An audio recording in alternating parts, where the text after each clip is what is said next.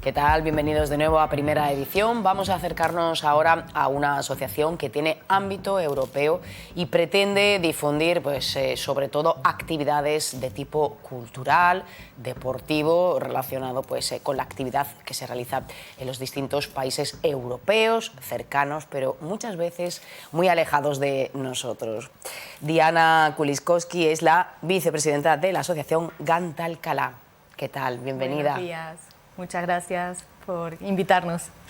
Un placer para nosotros. Vamos a acercarnos a esta entidad sin ánimo de lucro que tiene dos sedes, una en el norte de España, otra aquí en Andalucía, y acercarnos a una realidad, decíamos, la de Europa, que cuenta con planes muy interesantes, con fondos a veces importantes para el estudio, para la promoción del deporte, pero que no llegan muchas veces al gran público. Podemos decir que, que son los grandes desconocidos. Pues sí, nosotros comenzamos así, como una asociación de dimensión europea, porque nosotros mismos, los que estamos ahora en la Junta Directiva, fuimos jóvenes que descubrimos este tipo de acciones por casualidad, porque otras personas nos lo dijeron, y comenzamos a participar y nos dimos cuenta de lo interesante que era y que no estaba muy difundido, ¿no?, entre nuestros conocidos, amigos y personas de nuestras ciudades. Entonces nosotros creamos la asociación para poder darle esa oportunidad a otros jóvenes, en principio, de conocer estas oportunidades que hay de aprendizaje a través de la movilidad, ¿no?, de poder viajar a otro país, hacer un curso, un intercambio juvenil y bueno, con temáticas muy diversas. Entonces, digamos que a través de ahí comenzamos a crear la asociación, que luego también nos llevó a realizar muchas actividades a nivel local y con otros públicos también, porque luego también llegamos a los adultos, a los mayores y digamos que hacemos muchas actividades intergeneracionales. Nos gusta mucho darle ese punto, ¿no?, de que se puedan entre todos también entender y comunicar. Y aprovechar las oportunidades, como dices, empezasteis en un público juvenil y luego habéis derivado para integrar al final a todo tipo de público. ¿De qué deberíamos en general estar más atentos, más pendientes de los fondos europeos que destinan y pueden resultar interesantes?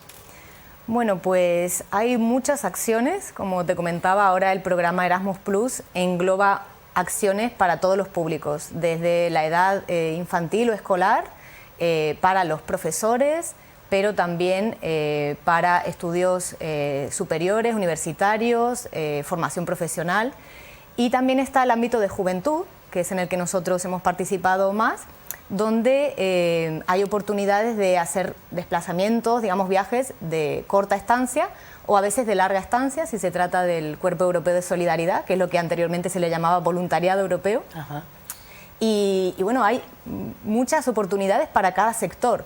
Lo que pasa es que, claro, hay que un poquito ir desenmarañando todo eso.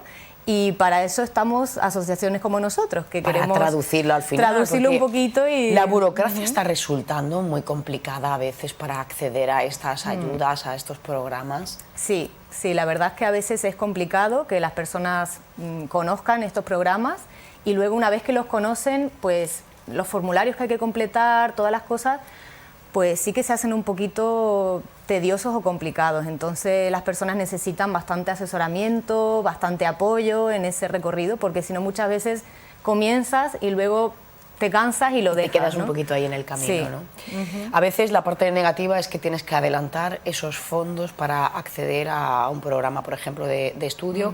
Luego se te devuelve, pero claro, debes disponer, debes tener capacidad económica. Claro.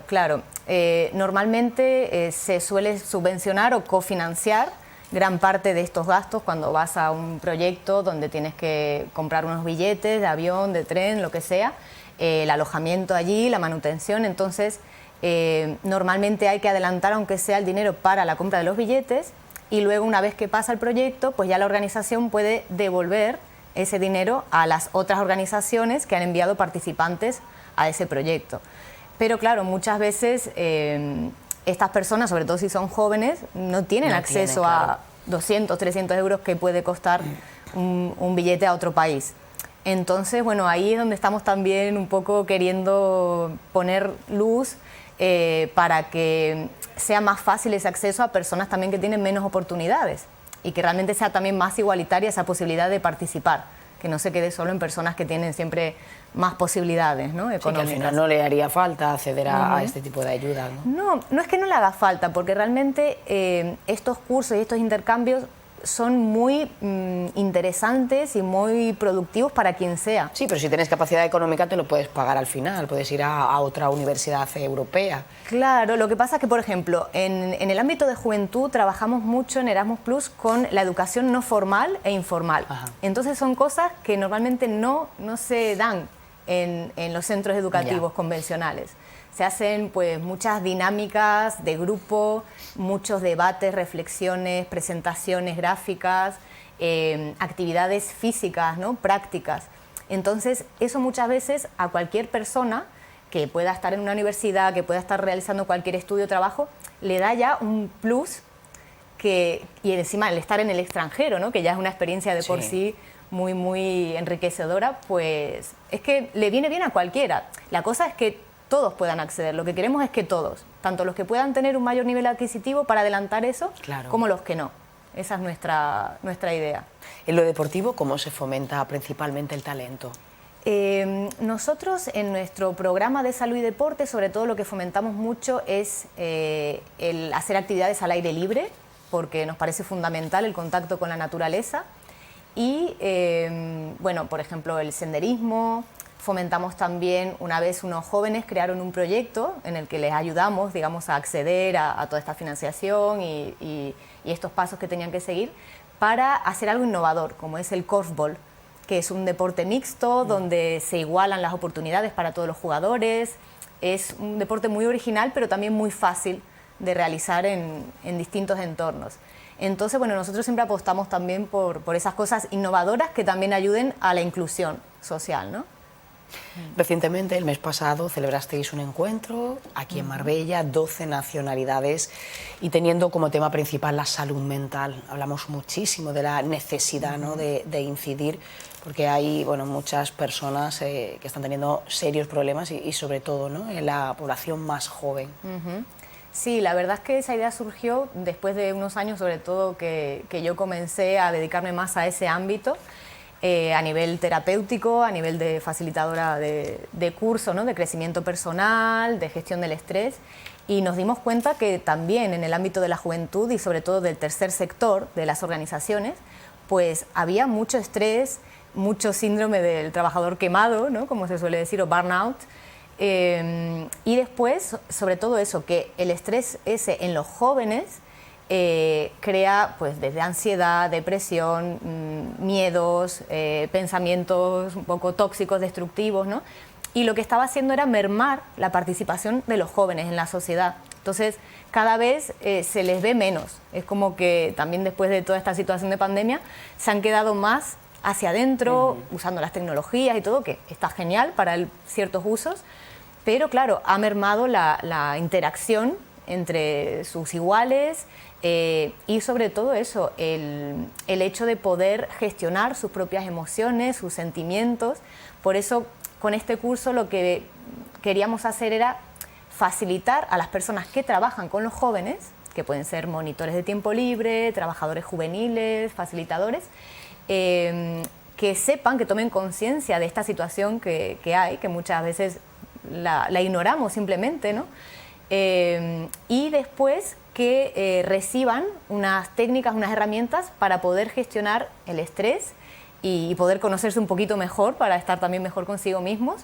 Por un lado, estos propios trabajadores juveniles, para que ellos también puedan estar mejor de cara a los jóvenes. Entonces, si ellos están mejor, ellos también pueden ayudar más a esos jóvenes, darles herramientas para que un joven que ya está, digamos, se siente mejor consigo mismo, está con menos estrés, con menos ansiedad, pues ya tiene ganas también de salir, de interactuar, de participar, de crear cosas, ¿no? Entonces, por eso nos enfocamos en ese público, ¿no? Para darle lo que necesiten para que ellos puedan ayudar a su vez a los jóvenes. Sí, es muy relevante al final.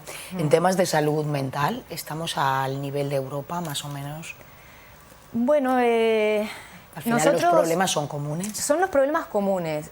Nosotros en este caso nos hemos querido enfocar sobre todo en países donde hay bastante precariedad laboral y por tanto eso se traduce en mayor estrés, mayor síndrome del trabajador ya quemado, ¿no?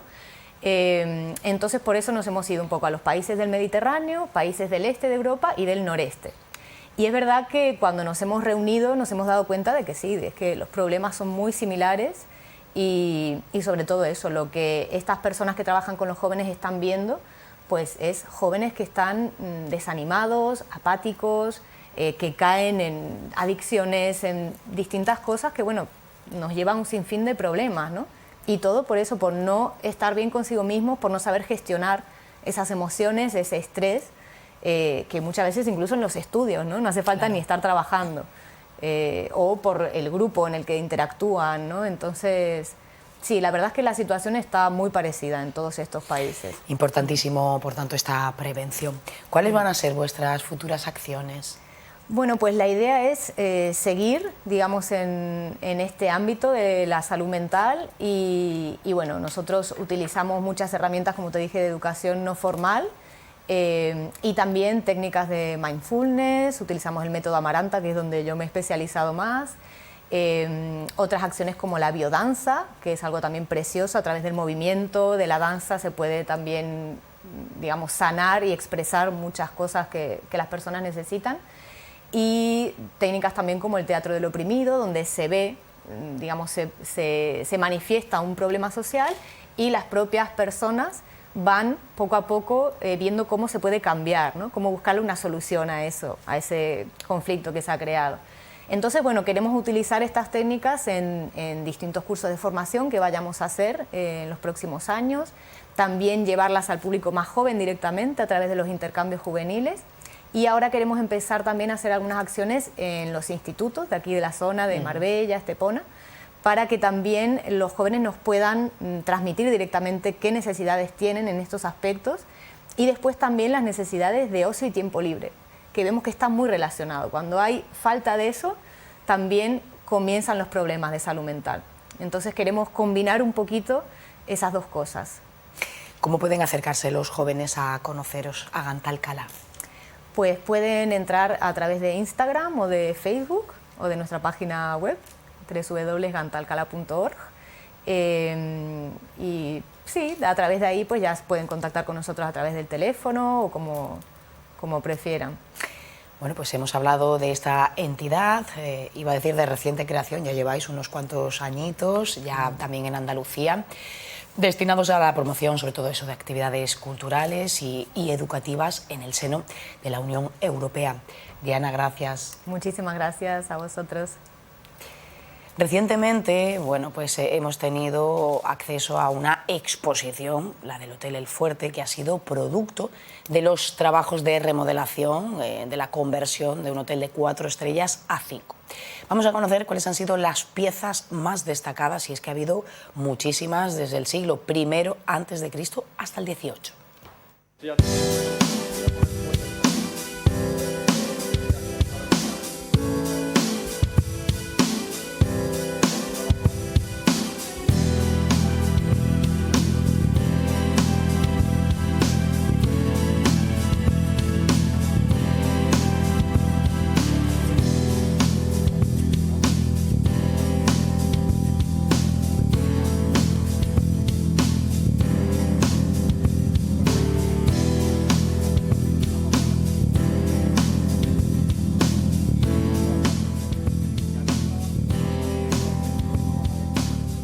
Bueno, hoy vamos a presentar un poco el avance de los resultados que ha dado la intervención arqueológica en el Fuerte de San Luis y dentro de una selección de piezas que enmarca 28 piezas, se van a dividir en 4 periodos históricos que hemos identificado allí y presenta una composición muy interesante para el pasado y el futuro también de las intervenciones aquí en Marbella, ya que hemos podido descubrir un asentamiento republicano romano que hasta ahora se entendía poco sobre esa época y después con una reutilización de una necrópolis alto imperial que ya nos diría que la entidad que tendría la ciudad de Marbella en esa época, que ya estaríamos hablando del siglo I o II después de Cristo. Sí, es muy importante que todo lo que se va descubriendo en la ciudad, bueno, que vamos recogiendo, restaurando y luego, bueno, darlo a conocer a la ciudad de Marbella, ¿no? La historia y el patrimonio de esta ciudad es enorme y es muy, muy importante que eso lo tengamos interiorizados todos los que aquí vivimos y que podamos además contarlo. Es una pequeña exposición pero enormemente interesante y bueno, son los restos, ya os han contado, de todo lo que se encontró en esa excavación, bueno, en esa ampliación del Hotel El Fuerte. Aquí está pasando como en otras ciudades que tienen gran patrimonio, que cuando se empieza a hacer cualquier tipo de ampliación, obra, excavación, bueno, pues van surgiendo cosas que es importante que van uniendo el puzzle de la historia de Marbella.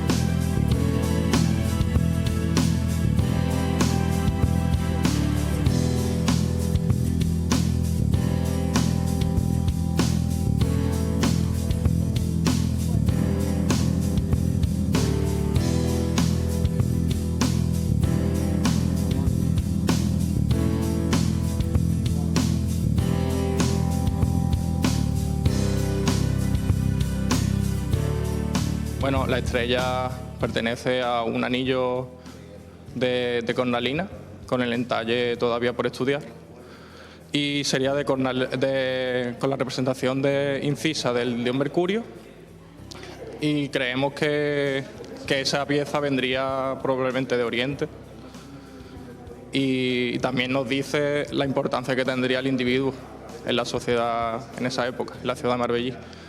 También, aparte de eso, teníamos una tumba de mampostería que cubría a ese individuo y eso se extrajo para poder en el futuro exponerla. Eso es una tumba muy singular también. Aquí tienen una ocasión estupenda de venir todos los días. Hay un recorrido con explicación a las 11 de la mañana, al que se ha invitado también a colegios e institutos.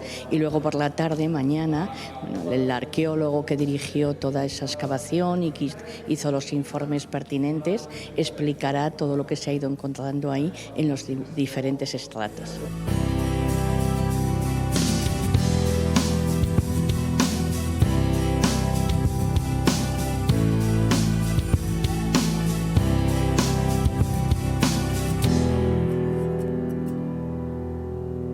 El siguiente paso es la investigación. Estamos todos investigando cada uno un periodo, ya que, como he dicho, está enmarcado en 4 periodos y el volumen de trabajo es muy grande. Y pretendemos que en poco tiempo también podamos dar algunas claves más focalizadas de lo que puede ser tanto el material cerámico como el material metálico que se ha encontrado.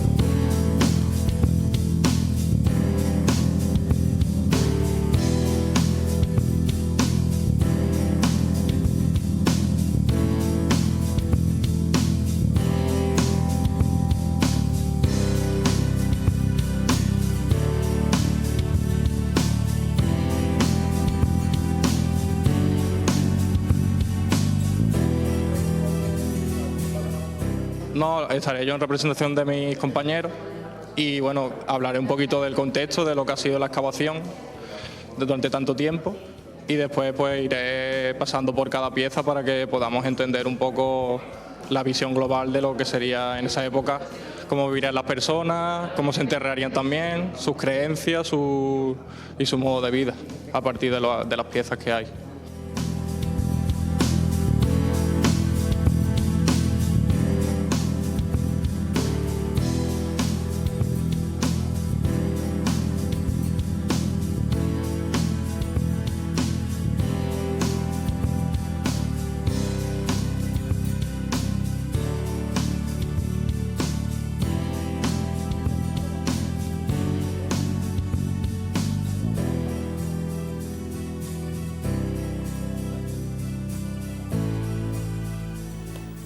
Pues seguimos con temas culturales porque este jueves se presenta en la Biblioteca Central un libro que tiene la particularidad de estar escrito íntegramente en andaluz. Se trata del mito del canco u canque, escrito por Juan Porras, al que saludamos. Hola, muy buenos días.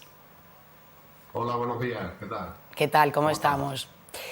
¿Cómo podemos denominar este libro? No sé si es un experimento etnoliterario. ¿Te ha costado mucho escribirlo?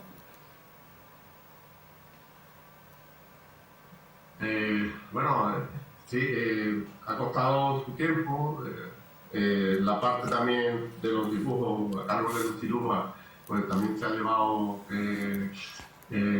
bastante parte del tiempo de la elaboración, pero sobre todo es porque ha llevado previamente una investigación de tipo etnológico con una serie de entrevistas cualitativas, fundamentalmente, aunque está centrado en la comarca de la Algarvía malagueña, pero sobre todo también en el término de Mija y demás, ¿no?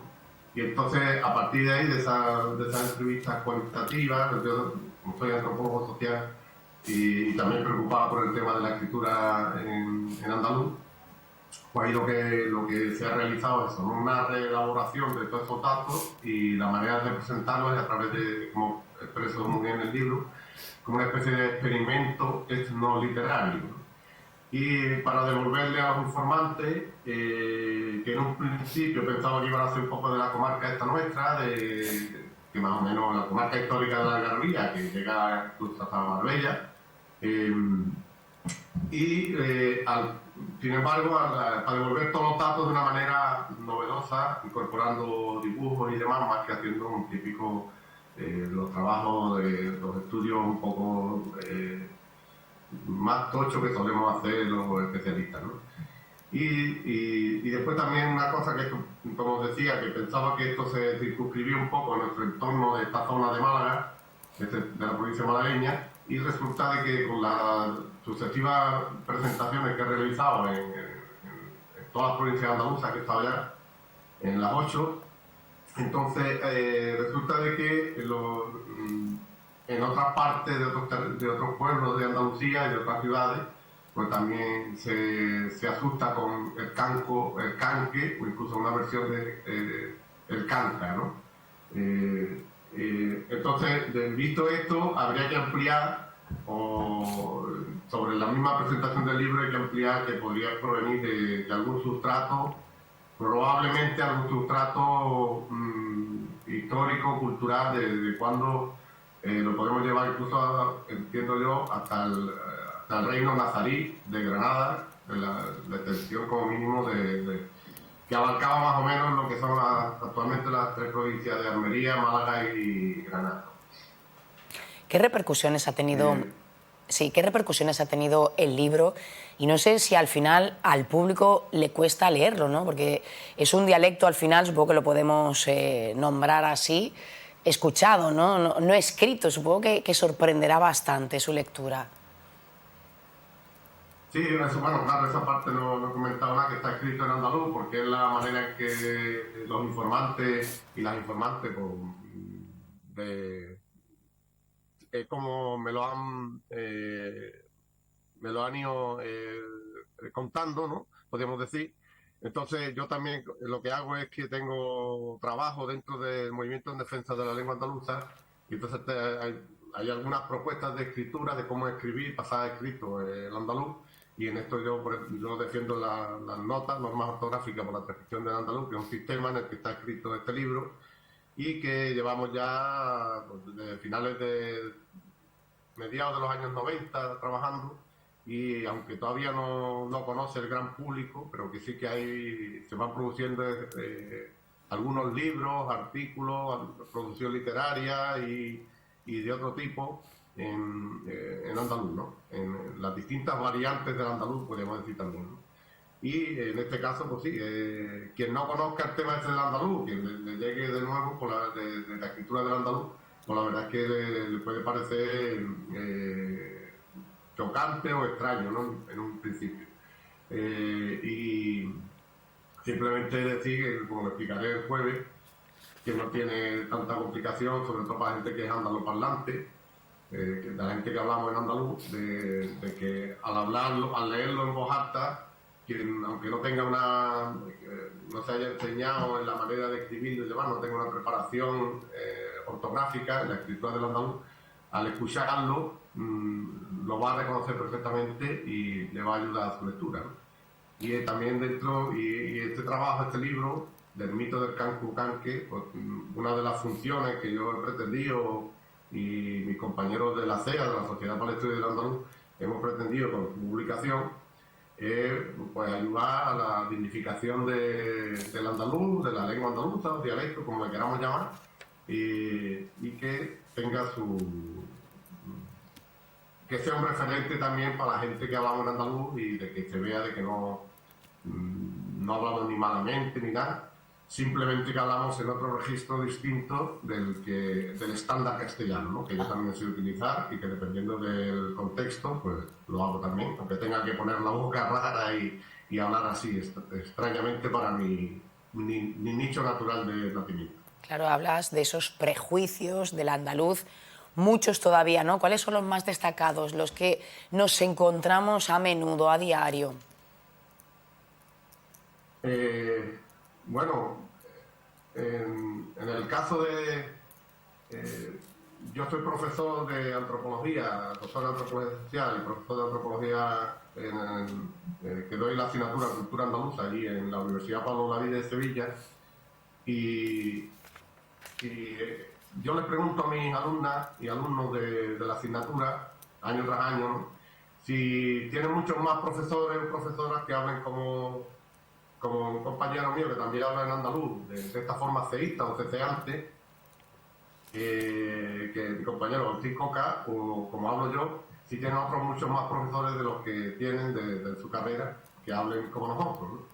Y nos dicen que no, y se quedan sorprendidos de que en un ámbito universitario no se pudiera hablar en andaluz, ¿no? Porque este es uno de los grandes problemas de que se asocia a una falta de formación o a que lo típico se dice de los prejuicios hacia los catetos, que si fuéramos catetos y demás, que alude mucho a la procedencia de la cultura popular andaluza, de donde venimos, muchos de quienes hablamos en andaluz, y que sin embargo en determinados contextos, determinados niveles, determinadas situaciones, si nos pone por ejemplo delante de una cámara o nos subimos a un estrado o a dar una conferencia, pues rápidamente, automáticamente mucha gente que aunque coloquialmente hablamos en andaluz o habla en andaluz, cuando llega ese momento le da como vergüenza y salta al registro del castellano, ¿no?, del estándar español, ¿no? Y entonces eso en general suele ocurrir y lo vemos bastante habitual, y lo que no hay es lo que estudiamos estas cosas de lingüística, antropología lingüística, etnolingüística y demás,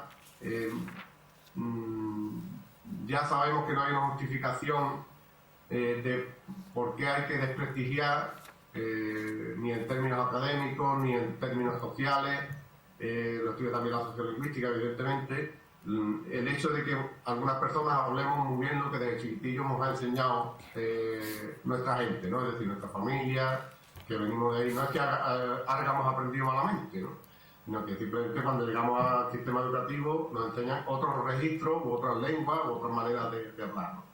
Y en esto, bueno, pues es una de las cosas fundamentales, por ejemplo, lo que estudia la sociolingüística, el sistema de prestigio que se asocian a las personas a la hora de tu promoción laboral, tu inserción en el sistema educativo, a la hora de evaluar tus conocimientos y demás, y todo esto, pues bueno, no tiene sentido de que una cosa es que no se sepa castellano, que hay que saberlo evidentemente, pero otra cosa es que de alguna manera te planteen ya te pongan una etiqueta, un estigma, ¿no?, de que tú no sabes lo suficiente por hablar en andaluz.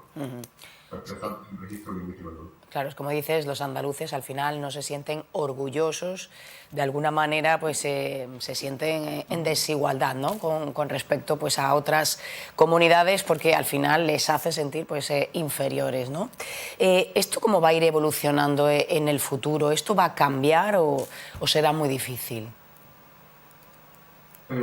Hombre, fácil no es, evidentemente, y yo sí tengo esperanza. Yo que llevo varias décadas metido en esto del estudio del andaluz, de la promoción del andaluz, de la dignificación y a través también de la escritura, de la promoción de la escritura, de la publicación de libros como este, del mito del Cancu Canque.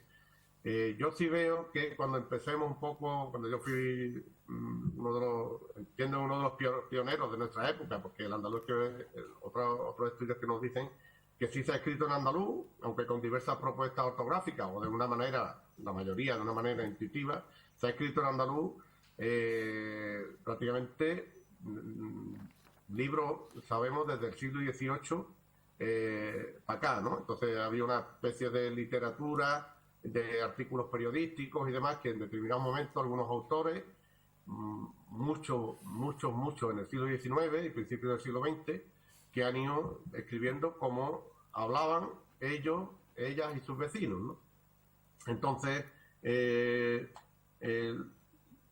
como ya digo, dentro de ese contexto y de que, a pesar de que en la Andalucía contemporánea se va perdiendo el andaluz, va siendo suplantado, que no tendría por qué, porque la cabeza nos cabe en distintos registros lingüísticos, no tendríamos por qué suplantar el andaluz con el castellano. Con esto de esta cosa de que hablamos malamente, no es que hablemos malamente, hablamos de otra manera. Pues esa etiqueta, desde luego, no nos la vamos a quitar, obviamente, pero bueno, esto irá evolucionando hasta que llegue pues a esa consideración también, ¿no? Bueno, pues te veremos el próximo jueves aquí en la Biblioteca Central a las 7 de la tarde para conocer más detalles sobre este libro de Ermito del Canco u Canque. Juan Porras, muchas gracias y felicidades también por este estudio. Muy bien, pues muchas gracias a ustedes por atender este tipo de noticias. Gracias, buenos días. Hasta luego, gracias. Hasta luego. Pues nos vamos a marchar unos minutitos, nos vamos a tomar otro café y enseguida volvemos. Hasta ahora.